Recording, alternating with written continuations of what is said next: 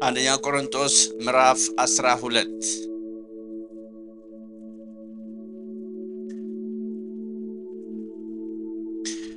ቁጥር 31 ላይ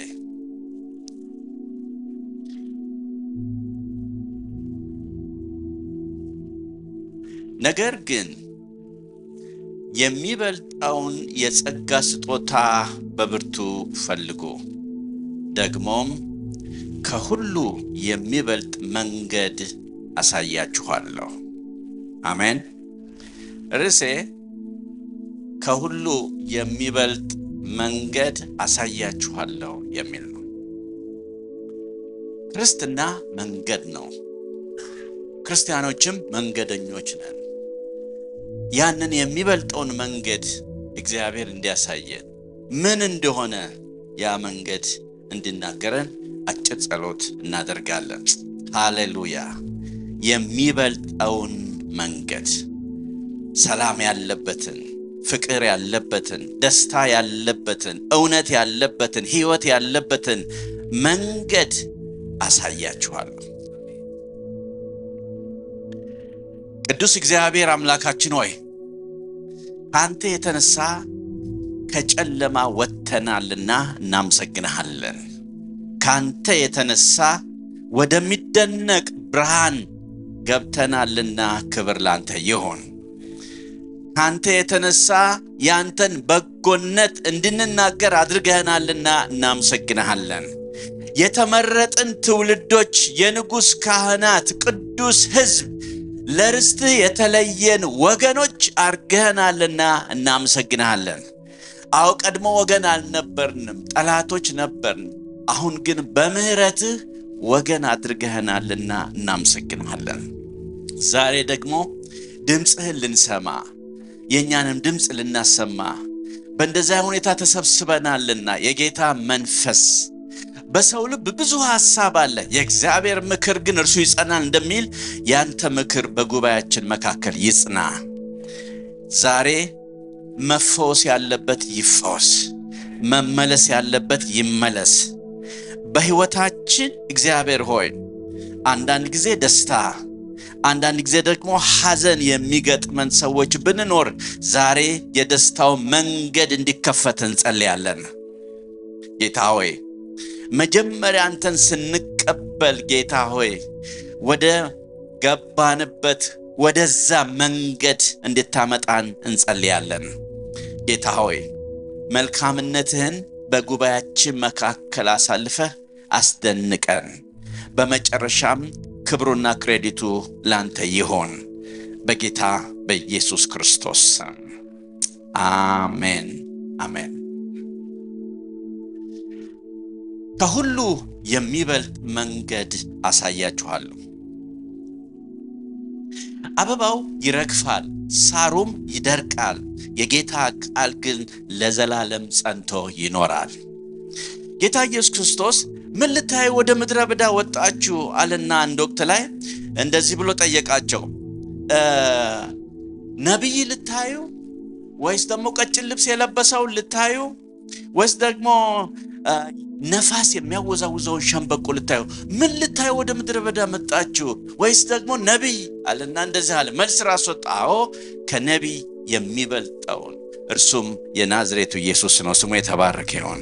ከሁሉ የሚበልጠውን መንገድ አሳያችኋለሁ። አንድ አባት በቤታቸው የቤት ለቤት መጽሐፍ ቅዱስ ጥናት ላይ ከቤተሰባቸው ጋር የሚያጠኑት አንደኛ ቆሮንቶስ ምዕራፍ 13 ነበርና አንደኛ ቆሮንቶስ ነው እና በተለይ ደግሞ ምዕራፍ 13ን በጣም ለማስጠናት ለማስያዝ ለቤተሰቦቻቸው ስለፈለጉ አንድ አሳይመንት ሰጡ። አሳይመንቱ ምንድነው? ለአንድ ወር ለሥራ ጉዳይ ወጣለሁ ወደ ሌላ ሀገር። ስለዚህ ስመለስ ስለ ፍቅር በደንብ እንማራለን እና መጽሐፍ ቅዱስ ላይ ያለውን ስለ ፍቅር ያለውን ሁሉ ያጠናችሁ ጠብቁኝ፣ በተለይ ቆሮንቶስን አጥኑ ብለው ነግረው ሄዱ። እና ከመሄዳቸው በፊት ሁለት ልጆች አሏቸው፣ የ10 ዓመትና የ12 ዓመት እና ባለቤታቸው 4 ናቸው ጠቅላላ። እና እዚህ አንደኛ ቆሮንቶስ ውስጥ በየሶስቱም በሚስታቸው በልጆቻቸው መጽሐፍ ቅዱስ ውስጥ $100 አስቀምጠው ሄዱ። ያስቀመጡት አንደኛ ቆሮንቶስ ምዕራፍ 13 ላይ ነው። እና እዚያ መሃል ውስጥ አርገው ሳዩ ሄዱ። እና በቃ ስራቸውን ይሰራሉ። እሳቸውም እዚያ ሆነው እዚህም ያሉት እና ይጠብቃሉ። አንዱ አግኝቶ አባዬ አንተ ነው ያስቀመጥከው፣ እኔ መጽሐፍ ቅዱስ ብር አገኘው እኮ ብለው እንድነግሯቸው ይፈልጋሉ። 1 ሳምንት ሆነ የለም፣ 2 ሳምንት ሆነ የለም፣ 3 ሳምንት ሆነ የለም። እንደውም ባለቤታቸው እየደወለች 1 ፍራንክ ፈልጌ ነበር ዜል ታረግልኝ ትላለች። እሺ ብለው ያረጋሉ። ልጆቹ ይደውሉና አባዬ እማዬ አባታችሁ ሲመጣ ነው የሚሰጣችሁ አለችን፣ ፍራንክ ፈልጋለን 50 ብር ፈልጌ ነበር ይላል። ስለ ፍቅር አጥና ይላሉ አባትየው። እና ከዛ በኋላ መጡ ወራቸውን ጨርሰው እና በዛ ቀን ማታ አንደኛ ቆሮንቶስ ምዕራፍ 13 አውጡና ዲቮሽን እናረጋለን ሲሉ ሲያወጡ ሁሉም 100 ብር ብቅ አለ። አያችሁ የምትፈልጉት እዚያ ውስጥ ነበር። ፍቅርን ተከታተሉ፣ ፍቅር ውስጥ ውጤቱን ታገኛላችሁ አሏቸው።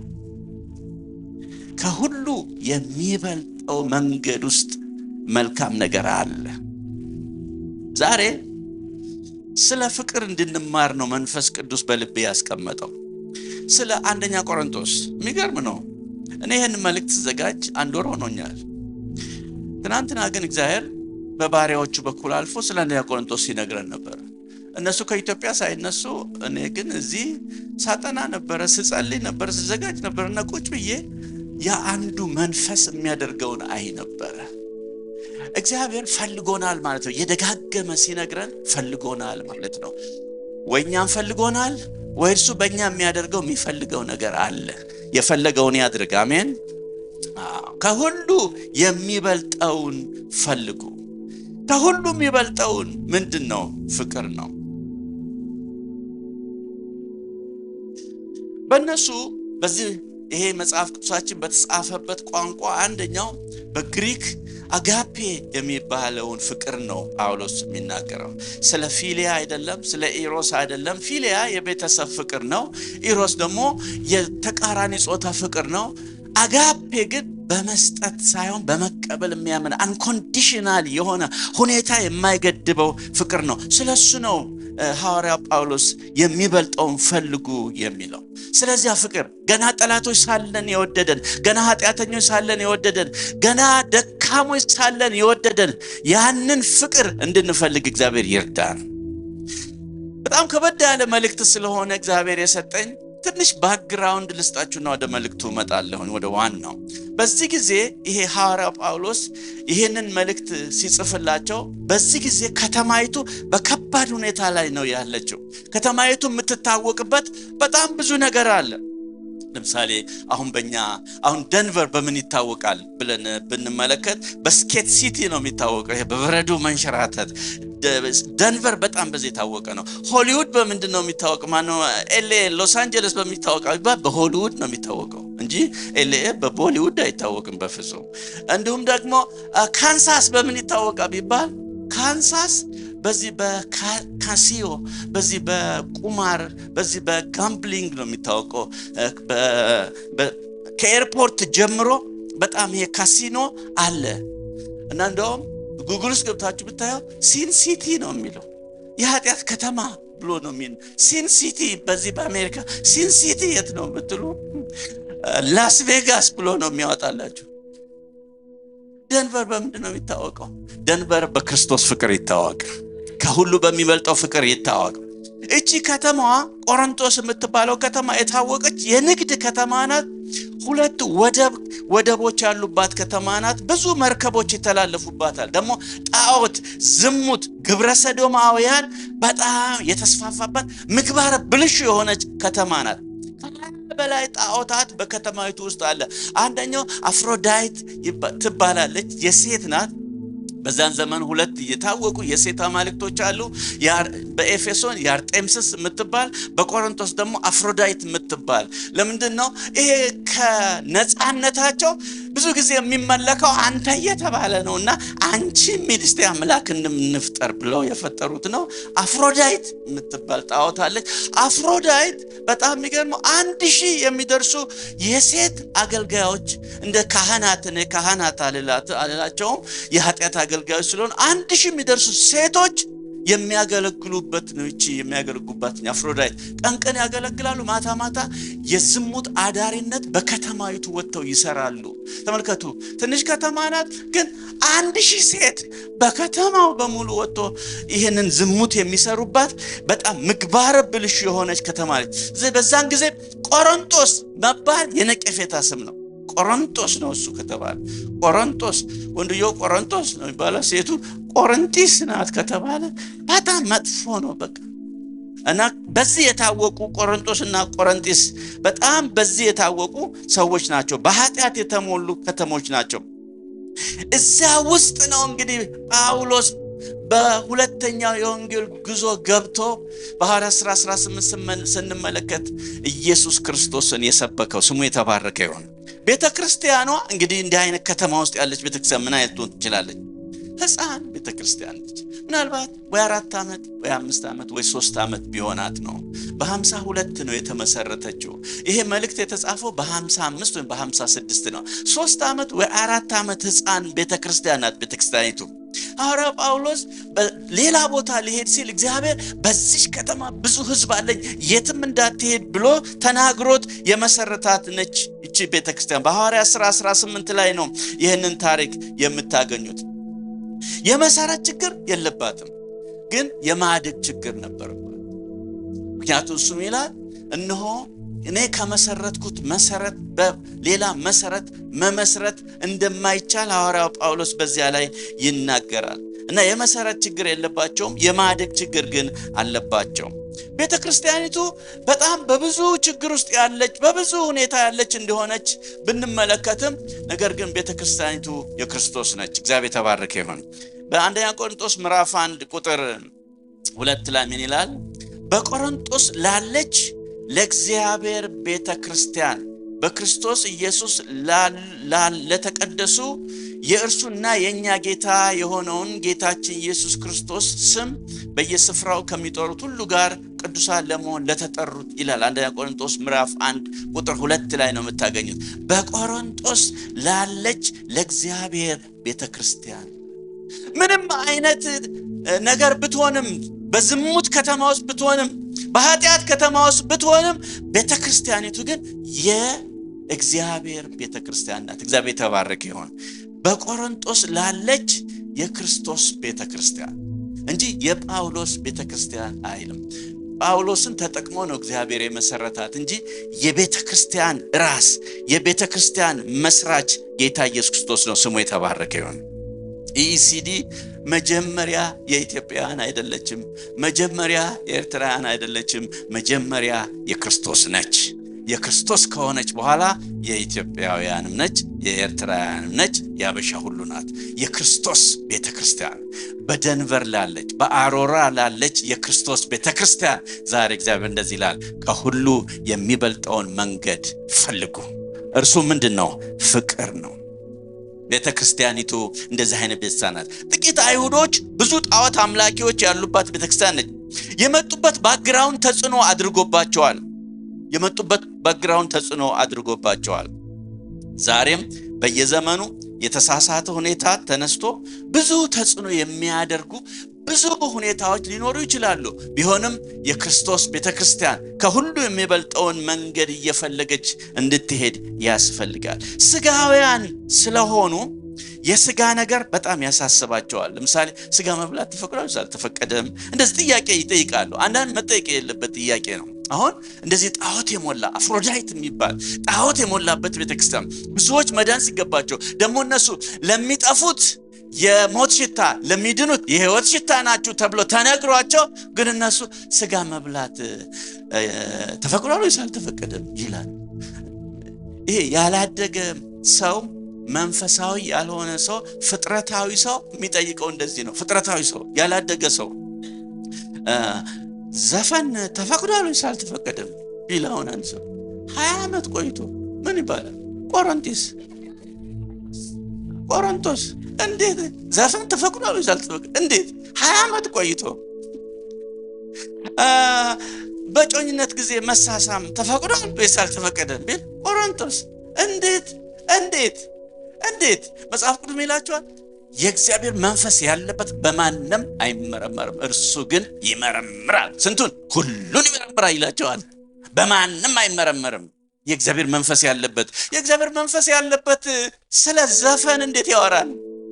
የእግዚአብሔር መንፈስ ያለበት በጮኝነት ጊዜ በቅድስና ቆይቶ በቅድስና ማግባት ነው እንጂ ያለበት እንዴት በቅድስና ጊዜ ብንሞካከርስ? ቆሮንቶስ ሙከራ ለሥራ ብቻ ነው። በተለይ እህቶች ጮኛችሁ በጮኝነት ጊዜ ወደፊት እንጣጣም እንደው አንጣጣም እንደው ንግባባ እንደው እስቲ ቀድመን እንደው ይሄን ነገር ቼክ እናድርግ የሚል ካለ ለሱ ቢጫ ሳይሆን ቀይ ነው መስጠት ያለብሽ። ለምን ይሄ በዚህ ባደግሽበት ከተማ በምትኖርበት ከተማ በከበርሽበት ከተማ ሊያዋርድሽ የተዘጋጀ የቆሮንቶስ ቤተክርስቲያን አባል ነው። የኢሲዲ አይደለም። የኢሲዲ እንደዚህ አይጠይቅም። እንደዚህ አስተማርንም እኛ። የኢሲዲ በጮኝነት ጊዜ በቅድስና ቆይታችሁ በቅዱሱ ፊት በቅዱሳን ፊት በክብር ተጋቡ የሚል ነው የኢሲዲ ትምህርት። አሜን። የኢሲዲ ትምህርት እንደሱ ነው። እንደዚህ እንሞካከር የሚሏል። በተለይቶች ወንድ ምንም ችግር የለበትም። ከቆሮንቶስ ጋር ይሞክርና ከቆሮንቶስ 1 ከዛ ከቆሮንቶስ 2 ጋር ይሞክራል፣ ከቆሮንቶስ 3 ጋር ይሞክራል። እሱ መሞከር ነው ስራው። እንዴት መሞከሪያ ትሆኛለሽ አንቺ? መድኃኒት እንኳን ባይጥ ነው የሚሞከረው፣ በሰው አይደለም የሚሞከረው። እንዴት ኖ ማለት ያለብሽ ኖ በእኔ ውስጥ የእግዚአብሔር መንፈስ ቅዱስ ያለብኝ ሰው ነኝ። እንደውም ካንተ ጋር አልዘልቅም፣ አንተ ለኔ ልትሆን አትችልም። ትምህርት ያስፈልጋል። ገና ሕፃን ነህ፣ ገና ወተት ነው እየጠጣህ ያለው። ስለዚህ አጥንት ስትደርስና ወደኔ ቤተክርስቲያኒቱ እንደዚህ አይነት ነች። ዘፈን ተፈቅዷል አልተፈቀደም፣ ለጣዖት የተሰዋ መብላት ተፈቅዷል አልተፈቀደም። እዚያ አፍሮዳይት ጋር አንዳንድ ጊዜ ሄደን አይተን ብንመጣስ አምልከን ብንመጣስ ምን ችግር አለው? መጠጣት ተፈቅዷል አልተፈቀደም፣ ብንጠጣስ ትንሽ ብንጠጣስ ምንድነው ችግሩ? የዚህ የከተማው መንፈስ የያዛት ከተማ ነች። እኛ የከተማው መንፈስ እንድንገለብጥ ከሁሉ የበለጠ መንገድ ላይ የቆምን የክርስቶስ ወታደሮች ነን። ስሙ የተባረከ ይሁን። እንዲህ አይነት ነች። ይህንን የጻፈው ጳውሎስ ነው። ከ1 እስከ 6 ከቆሎዬ ቤተሰቦች ሰምቶ ነው የጻፈው። የቆሎዬ ቤተሰብ ይባላሉ እና ቆሎዬ ሴት ነች ተብሎ ይገመታል። ሀብታም ሴት ነች እና በጣም ጌታን የምትወድ ሴት ናት። ጳውሎስን ሊጎበኙ ሄደው ነው። በዛውም ደግሞ ስለ ቤተክርስቲያኒቱ ነገሩት። የቆሎዬ ቤተሰቦች ከምዕራፍ 1 እስከ 6 ከቆሎዬ ቤተሰቦች እንደሰማ ይናገራል። ምዕራፍ 1 ላይ እንደዚህ ይላል። ምዕራፍ 1 ቁጥር 11 ጀምሮ ቁጥር 11 ላይ ወንድሞች ሆይ በመካከላችሁ ክርክር እንዳለ ስለናንተ የቆሎዬ ቤተሰቦች አስታውቀውኛል ይላል። ክርክር እንዳለ የቆሎዬ ቤተሰቦች አስታውቀውኛል። በጣም ይገርማል። የቆሎዬ ቤተሰቦች እኔ በጣም ነው የወደድኳቸው። የቆሎዬ ቤተሰቦች በቤተክርስቲያኒቱ መካከል የሚወራውን ወሬ አብረው አያወሩም፣ አብረው አያሙም። ወደ መስራቹ ይዘው ሄዱ። ይሄንን መለያየት፣ ይሄንን ክርክር፣ ይሄ እግዚአብሔርን የማያስከብር ነገር ነው። መጀመሪያ ጳውሎስ ሲያስተምረን በእግዚአብሔር መንፈስ ሆኖ በዚህ ሁኔታ እንድንሄድ አይደለም፣ ይሄ የምንሄድበት መንገድ ልክ አይደለም ብለው ወደሱ ይዘው መጡ። ወደዛ ይዘው መጡ። እንደ ቆሎዬ አይነት ቤተሰቦች ዛሬም ያስፈልጉናል። ሌሎች አባሎች ያወራሉ፣ የቆሎዬ ቤተሰቦች ግን አያወሩም፣ ይጸልያሉ። ወደ ቤተክርስቲያኒቱ መንፈሳዊ አባት ወሬውን ይዘው መጡ። የሚያሙና የሚያሳምሙ ሳይሆን እውነትን በፍቅር ለመናገር ኃላፊነትን የሚወስዱ ቤተሰቦች እግዚአብሔር ዛሬም ያብዛልን። ፍቅር የሌለበት እውነት ባዶ ነው። እውነት የሌለበት ፍቅር ባዳ ነው። ስለዚህ ፍቅር ያለበት እውነት እርሱ ይጠቅማል። እውነትን በፍቅር በመናገር ዓላማው ምንድነው? ሐዋርያ ጳውሎስ የሚጽፍላቸው ዓላማው ከተማው ስጋዊ መንፈስ በከተማው ስጋዊ መንፈስ ወይም ከከተማው ስጋዊ መንፈስ ውጡና ወደ መንፈሳዊ ጥሪያችሁ ተመለሱ ነው የሚላቸው። እንዴት እንደተጠራችሁ ተመልከቱ። ብዙ ኃያላኖች ነበሩ፣ እነሱ አልተጠሩም። እነሆ እግዚአብሔር ጥበበኞችን እንዲያሳፍር የዓለምን ሞኝ ነገር መረጠ ይላቸዋል። ምዕራፍ 1 ቁጥር 26 ጀምሮ እግዚአብሔር የዓለምን ሞኝ ነገር መረጠ። ብርቱ ነገር እንዲያሳፍር እግዚአብሔር የዓለምን ደካማ ነገር መረጠ። እግዚአብሔር የሆነውን ነገር እንዲያሳፍር የዓለምን ምናምንቴ ነገር መረጠ። እንዴት እንደመረጣችሁ ተመልከቱ፣ ወደ እርሱ ተመለሱ ይላቸዋል። በሌሎች የተሳሳቱ መንገዶች መሄድ አቁሙና ከሁሉ የሚበልጠውን መንገድ ያዙ ሊላቸው ነው ዓላማው የጻፈላቸው። I will show you the most excellent way ይላቸዋል። በእንግሊዘኛው excellent way ነው የሚለው። ማለት እነሱ በኤክስ በሆነ መንገድ ላይ እየሄዱ ነው ያሉት እና በኤክሰለንት ወይ አለ ይላቸዋል። አንደኛ ቆሮንቶስ ምዕራፍ 13 ነው ዛሬ እንድናይ የምፈልገው። አንደኛ ቆሮንቶስ ምዕራፍ 13 በአንደኛ ቆሮንቶስ ምዕራፍ 12 እና 14 መሃል መግባት የሌለበትም ነው ያለበትም ነው። መግባት የሌለበት እንትኑ ፍሎው አብሮ አይሄድም።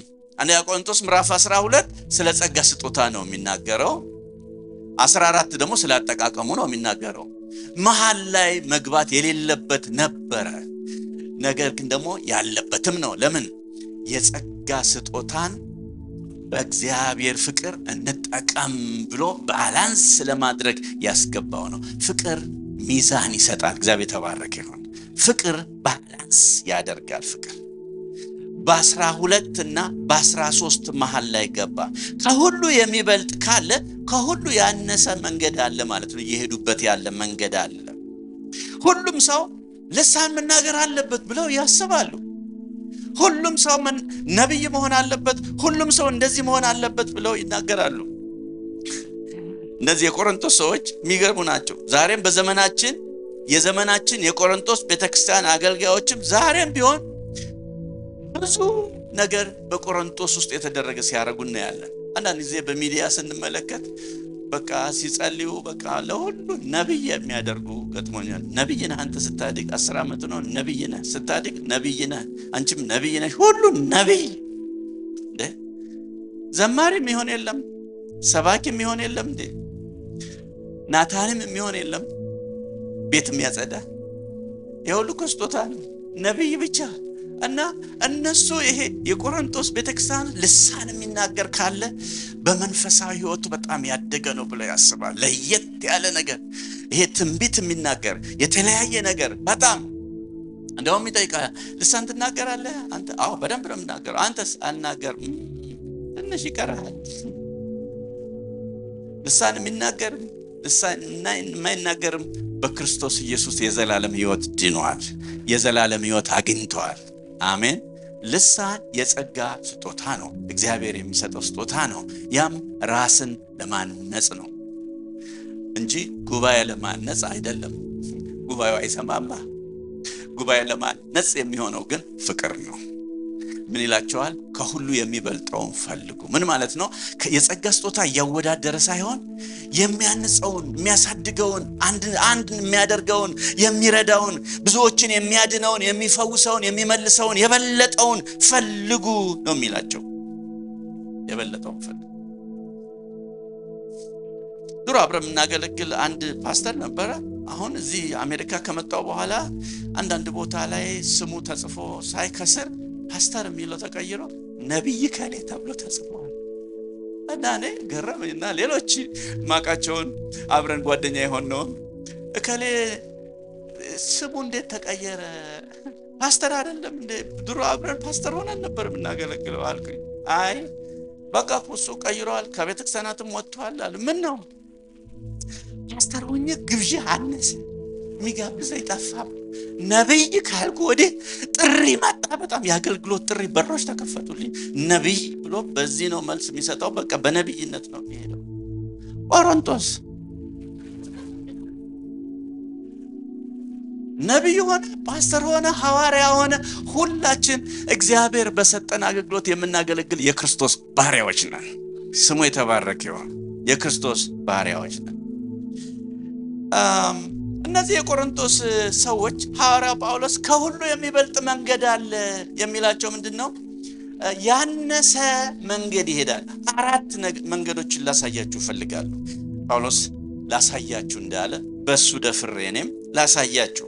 የመጀመሪያው በተሳሳተ የጸጋ ስጦታ አጠቃቀም መንገድ ይሄዱ ነበር። በተሳሳተ ቅድም እንዳልነው አሁን አንደኛ ቆሮንቶስ ምዕራፍ 13ን እንጀምር። አንደኛ ቆሮንቶስ ምዕራፍ 13 ከአንድ ጀምሮ ያለውን እናንብብ። በሰዎችና በመላእክት ልሳን ብናገር ፍቅር ግን ከሌለኝ እንደሚጮህ ናስ ወይም እንደሚንሸዋሸው ጸናጽል ሆኛለሁ። ትንቢት ቢኖረኝ ሚስጥርን ሁሉ ዕውቀትን ሁሉ ባውቅ ተራሮችን እስካፈልስ ድረስ እምነት ሁሉ ቢኖረኝ ፍቅር ግን ከሌለኝ ከንቱ ነኝ። ድሆችን ልመግብ ያለኝን ሁሉ ባካፍል ስጋዬንም ለእሳት መቃጠል አሳልፌ ብሰጥ ፍቅር ግን ከሌለኝ ምንም አይጠቅመኝ። የሚገርም ነው። ይሄን ሁሉ ትልልቅ ነገር አድርገን ውስጡ ፍቅር ከሌለበት ከንቱ ነው ይላል። እግዚአብሔር ከዚህ ይጠብቀን። መንፈሳዊ የጸጋ ስጦታ አጠቃቀም አላቸው፣ ግን ማለት መንፈሳዊ የጸጋ ስጦታ አላቸው፣ ግን አጠቃቀሙ በፍቅር የተሞላ ሳይሆን ወይም ደግሞ የተግባር ሰዎች አልነበሩም። ክርስትና ፍቅር ተግባር ነው የሚፈልገው።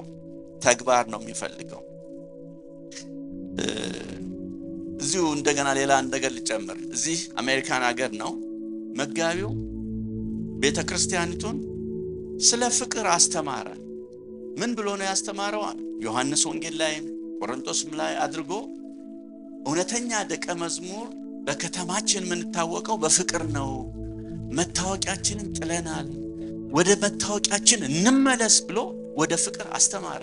አንድ ወር በላይ አስተማረና አንድ ቀን ረዳት ፓስተሩን ጠርቶ አንድ ነገር እንዳደርግ በውስጥ እየተሰማኝ ነው አሉ። ምን?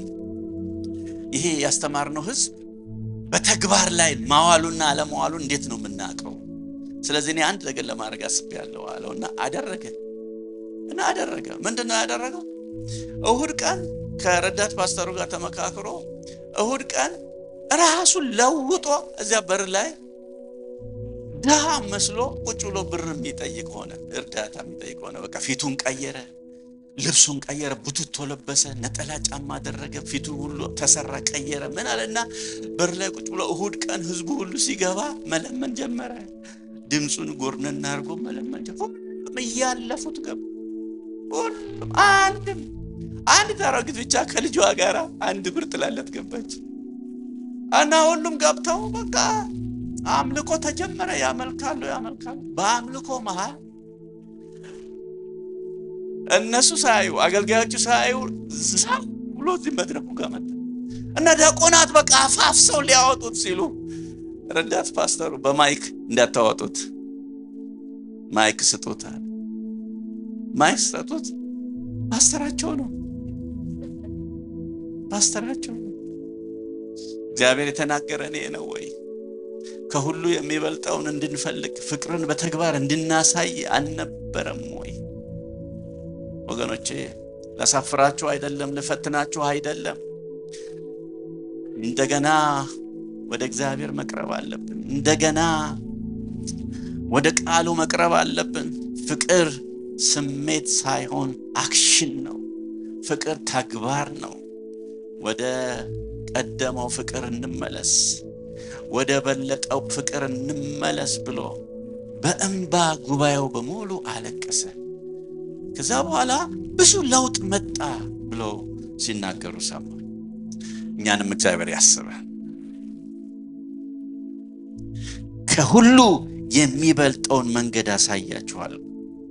አሁን እነዚህን ሰዎች፣ እነዚህ የቆሮንቶስ ሰዎች የሚገርም ነው። በመሐከላቸው በጣም ብዙ ነገር አለ። በጣም ብዙ ነገር ከሁሉ ምዕራፍ 5 ላይ ስትመለከቱ የአባቱን ሚስት ያገባ ጉባኤው መሃል ቁጭ ብሎ ያመልካል። ምናልባት ልሳን ሊናገርም ይችላል፣ ተር ሊናገር ይችላል፣ ያመልካል። ብቻውን አይደለም፣ ካገባ ከእንጀራ እናቱ ከቆረንጢስ ጋር አብሮ ነው የሚያመልከው። እሷም አለች፣ የዳሩትም አሉ። እና ሜላ ታቢያችኋል፣ ልታዝኑ ሲገባችሁ ታቢያችኋል ይላል።